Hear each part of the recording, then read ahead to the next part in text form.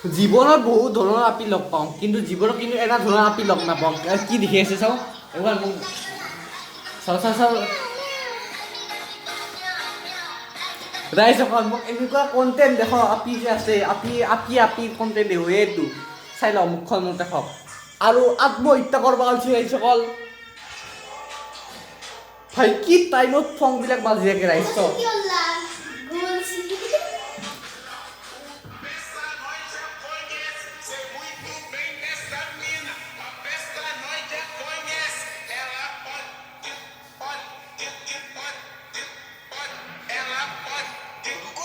আৰ্টিষ্টৰ জিন্দগী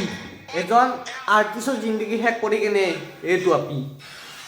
ধ্বংসকে মোৰ চিয়াৰ 1300 দশ কৰিছি আৰু এইটো ছবিটো আকাটো মই সানি দিয়ে